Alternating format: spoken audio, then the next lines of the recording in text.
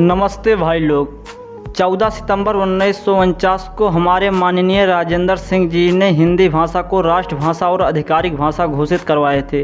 तब से 14 सितंबर को हिंदी भाषा को राष्ट्रभाषा के रूप में मनाया जाने लगा। आजकल के माता पिता अपने बच्चों को इंग्लिश के लिए इतना दबाव देते हैं, यह भी एक प्रकार का देशद्रोह ही है। हर जगह हर देश में अपनी देश की राष्ट्रभाषा बोली जाती है, लेकिन हमारा देश ऐसा है जो दूसरे देश की नकल करता है। हमारे देश को अपने राष्ट्रभाषा को बोलना चाहिए। जिस प्रकार हमारी मातृभाषा संस्कृत धीरे धीरे लुप्त हो जा रही है, उसी प्रकार ऐसा दिन आएगा हिंदी भी लुप्त हो जाएगी। सब इसी प्रकार के देशभक्त हैं। जहां हमारे सबके ऊपर अंग्रेज़ों ने अत्याचार बरसाया था, वो ब्रिटेन वाले थे। और इस प्रकार अगर हम सब देखें तो अमेरिका सबसे ज़्यादा इंग्लिश बोलता है, उसके बाद भारत बोलता है, उसके बाद नाइजीरिया बोलता है, उसके बाद ब्रिटेन बोलता है। ब्रिटेन चौथे नंबर पे है इंग्लिश बोलने में, लेकिन हमारा देश तो दूसरे नंबर पे है इंग्लिश बोलने में। हमें ये नहीं समझ में आता है कि अपना देश हिंदी वाला है कि अंग्रेज़ी वाला है। हम अंग्रेज़ों के पहले भी ग़ुलाम थे और अभी भी ग़ुलाम हैं।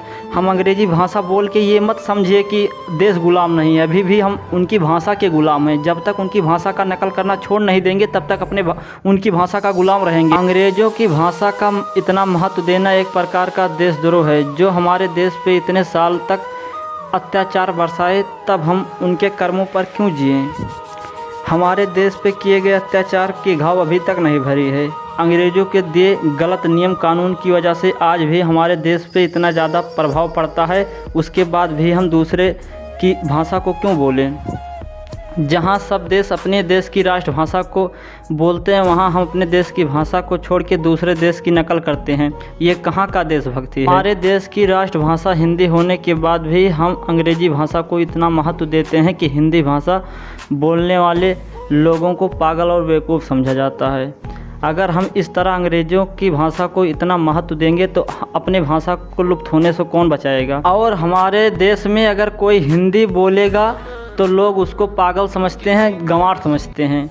लेकिन हम कहना चाहते हैं कि आप सबको हम इंग्लिश बोलने के लिए नहीं रोकते हैं, तो आप कौन होते हैं हम हिंदी बोलने में रोकने वाले? विश्व के 195 देशों में सिर्फ भारत देश ऐसा है कि यहाँ के लोग अपने देश की राष्ट्रभाषा को छोड़ के दूसरे देश की भाषा बोलते हैं। और विश्व में ऐसा कोई देश नहीं है जो दूसरे देश की नकल करे।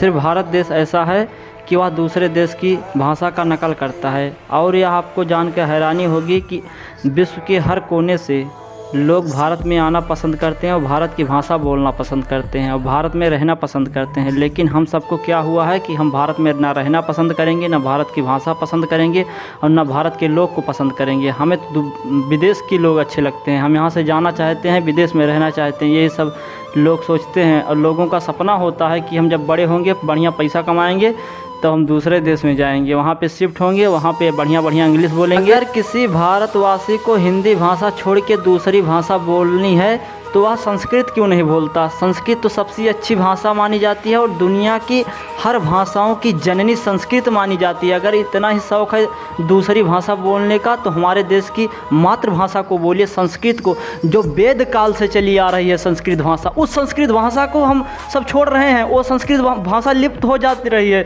धीरे धीरे। उस संस्कृत भाषा को बोलो, कोई नहीं रोकेगा। भाइयों, हमारी तरफ से हिंदी दिवस की हार्दिक शुभकामनाएं। आप सब वीडियो देखते हो, लेकिन आप ना लाइक करते हैं, ना शेयर करते हैं, ना सब्सक्राइब करते हैं। Please like share. मिलते हैं नेक्स्ट वीडियो में, तब तक के लिए जय हिंद।